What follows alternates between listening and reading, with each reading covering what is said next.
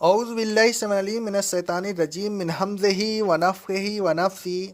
سورہ بقرہ کی آیت نمبر 142 میں اللہ رب العالمین کا ارشاد گرامی ہے، اے رسول صلی اللہ علیہ وسلم، ان قریب بے وقوف لوگ کہیں گے کہ مسلمین جس قبلہ کی طرف اب تک منہ کرتے رہے، اب کس چیز نے ان کو اس قبلہ سے پھیر دیا؟ آپ کہہ دیجئے کہ مشرق و مغرب سب اللہ کا ہے، وہ جس طرف چاہے منہ کرنے کا حکم دے۔ کسی خاص طرف منہ کرنے کی کوئی خاص اہمیت نہیں، اہمیت تو احکام الہی کی تعمیل کی ہے، اور احکام الہی کی تعمیل ہی سیدھا راستہ ہے۔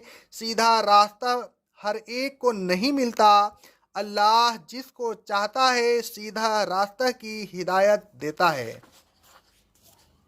تحویل قبلہ اور متعلقہ آیات کا شان نزول۔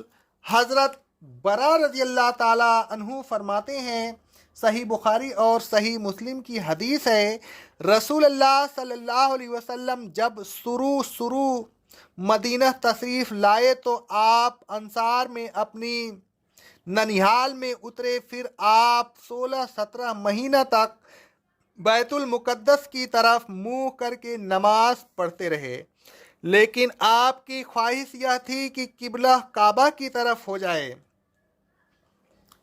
ایک روایت میں یہ الفاظ ہیں، صحیح مسلم کی ہے، حضرت برا رضی اللہ تعالیٰ عنہ کہتے ہیں، میں رسول اللہ صلی اللہ علیہ وسلم کے ساتھ بیت المقدس کی طرف منہ کر کے 16 مہینے تک نماز پڑھتا رہا، یہاں تک کہ سورہ بقرہ کی آیت نازل ہوئی، وَحَیثُمَا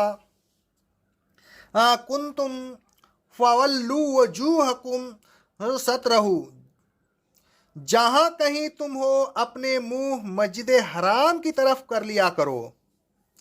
حضرت انس رضی اللہ تعالی عنہ فرماتے ہیں، صحیح مسلم کی حدیث ہے، رسول اللہ صلی اللہ علیہ وسلم بیت المقدس کی طرف منہ کر کے نماز پڑھا کرتے تھے۔ پھر یہ آیت نازل ہوئی، قد نرا تقلب وجہک فی السماء۔ تحویل قبلہ کے سلسلہ میں یہ آیت بطور تمہید کے ہیں۔ اللہ تبارک و تعالیٰ نے مومنین کو پہلے سے مطلع کر دیا کہ تحویل قبلہ کا حکم ان قریب نازل ہونے والا ہے، اور جب وہ نازل ہوگا تو بے وقوف لوگ مومنین پر اعتراض کریں گے کہ انہیں کیا ہو گیا کہ جس قبلہ کی طرف اب تک منہ کرتے تھے اس کو چھوڑ کر کعبہ کی طرف منہ کرنے لگے۔ حضرت برا رضی اللہ تعالیٰ عنہ فرماتے ہیں، صحیح بخاری کی حدیث ہے، یہودی بلکہ تمام اہل کتاب کو رسول اللہ صلی اللہ علیہ وسلم کا بیت المقدس کی طرف منہ کر کے نماز پڑھنا بہت اچھا معلوم ہوتا تھا، لیکن جب آپ نے اپنا منہ بیت اللہ یعنی مسجد حرام کی طرف کر لیا تو انہیں یہ بات بہت بری معلوم ہوئی۔ حضرت برا رضی اللہ تعالیٰ عنہ فرماتے ہیں، صحیح بخاری کی حدیث ہے، بے وقوف لوگوں نے اعتراض کیا، اور یہ یہودی تھے کہ کسی نے مسلمین کو اس کے قبلہ سے پھیر دیا جس قبلہ کی طرف یہ اب تک منہ کرتے تھے۔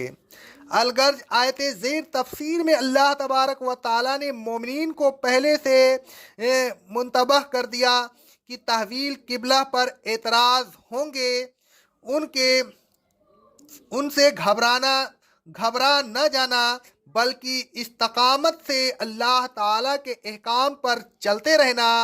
دوسری بات یہ بھی سمجھائی کہ اعتراض کرنے والے بے وقوف ہوں گے، لہذا اعتراض کرنے والوں کے بے وقوف اور ان کے اعتراضات کو لایعنی سمجھنا، اللہ تبارک و تعالیٰ کی مصلحتوں اور حکمتوں کو یہ لوگ کیا جانیں۔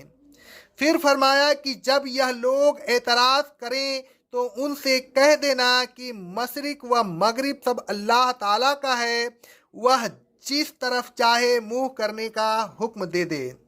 اللہ تبارک و تعالیٰ فرماتا ہے سورہ بقرہ کی آیت نمبر 115 میں، मशरिक व मगरिब सब अल्लाह ही का है, लिहाजा तुम जिधर भी मुंह करोगे उधर अल्लाह का चेहरा होगा।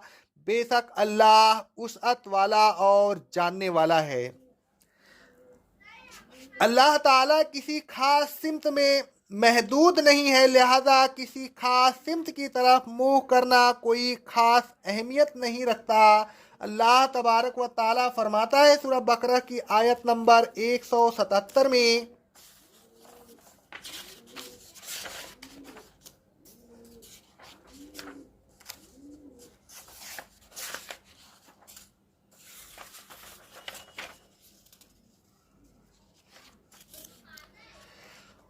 नेकी यह नहीं कि तुम मशरिक की तरफ मुंह कर लो या मगरिब की तरफ, बल्कि नेकी तो दर हकीकत अल्लाह पर, आखिरत पर, फरिश्तों पर, किताब पर और नबियों पर ईमान लाने का नाम है। और नेकी यह है कि माल को महबूब रखने के बावजूद अकरबा, यतामा, मशाकिन, मुसाफिर, साइलिन और गुलामों को आज़ाद कराने में खर्च करे, नमाज कायम करे, ज़कात अदा करे। और नेकी यह भी है कि अहद को करने वाले अहद को पूरा करे। और नेकी यह है कि ईमान वाले सख्ती, तंगी और मैदानी जंग में साबित कदम रहे। ऐसे ही लोग अपने ईमान में सच्चे हैं और यही लोग मुत्तकी हैं। अलगर्ज असल नेकी तो यह है कि अल्लाह तबारक व ताला पर ईमान लाए, अल्लाह ताला के अहकाम पर चलता रहे।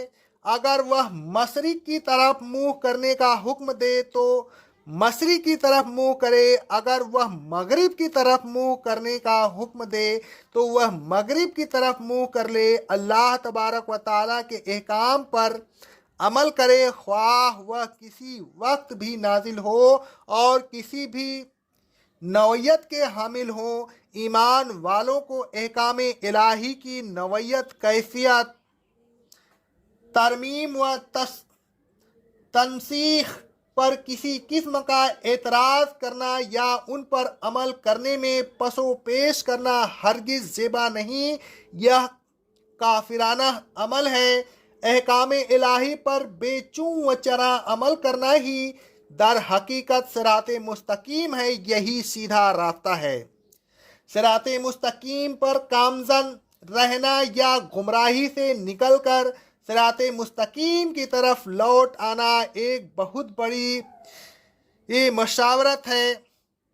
और यह सआदत हर एक को मैसर नहीं होती जब तक अल्लाह ताला की तौफीक शामिल हाल न हो। वही अपनी तौफीक से जिसको चाहता है सिराते मुस्तकीम की तरफ रहनुमाई कर देता है। अल्लाह ताला की यह तौफीक हर एक को नहीं मिलती।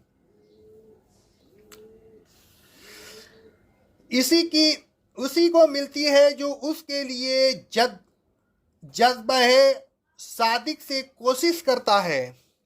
अल्लाह रब्बुल आलमीन का इरशाद ग्रामी है सूरा की आयत नंबर 13 में, अल्लाह जिसको चाहता है अपना बरगजीदा बंदा बना लेता है और जो उस तरफ रुजू करता है उसको अपनी सीधी राह की तरफ रहनुमाई करता है।